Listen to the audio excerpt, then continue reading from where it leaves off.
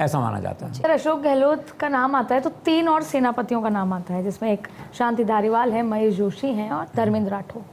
तो इस पूरे घटनाक्रम में टिकट वितरण के शांति धारीवाल को टिकट मिल गई, काफ़ी चीज़ें हुई, काफ़ी चर्चा हुई, लेकिन महेश जोशी और धर्मेंद्र राठौड़ को नहीं मिली। तो ऐसे में आपको लगता है कि उन दोनों के लिए वीटो यूज़ नहीं किया और शांति धारीवाल के लिए वीटो यूज़ किया अशोक गहलोत? देखो, वीटो तो हमेशा एक के लिए यूज़ होता है। वीटो का मतलब होता है किसी एक के लिए, 1, 2, 3 के लिए वीटो नहीं होता, फिर सिफारिश होती है, तो उन 2 के लिए सिफारिश रही होगी।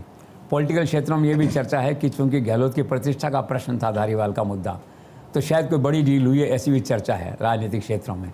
लेकिन गहलोत ने अपनी क्रेडिबिलिटी कायम की धारीवाल को टिकट दिला के, और ये मैसेज दिया, आई एम द बॉस जिसे कहते हैं। धारीवाल का मामला फिर भी थोड़ा सा इन 2 से अलग है। जो स्क्रीनिंग कमेटी थी उसने धारीवाल के नाम की सिफारिश की थी इनिशियल स्टेज पे, पर धारीवाल लड़ने को तैयार नहीं थे।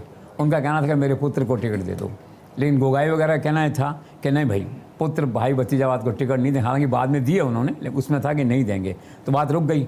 इसके बाद फिर बैठक हुई स्क्रीनिंग कमेटी की, तो कुछ लोगों ने शिकायत की सोनिया गांधी तक, पायलट कैंप के लोगों ने की होगी प्राइमरली जो है कि क्या हो रहा है, धारीवाल का टिकट ही नहीं कट रहा है यहाँ पे। तो जैसे बात आई तो मैडम ने कहा इज द सेम मैन, मतलब क्लियर था कि टिकट काटना है एक तरह से जो है।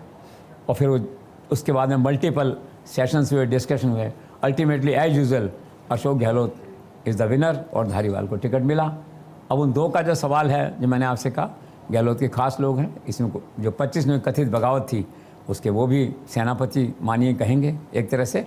लेकिन इस बार इस दौर में न जाने किन कारणों से, जैसा मैंने कहा वीटो एक के लिए होता है, वो धारीवाल को ही निकाल पाए, 2 को नहीं।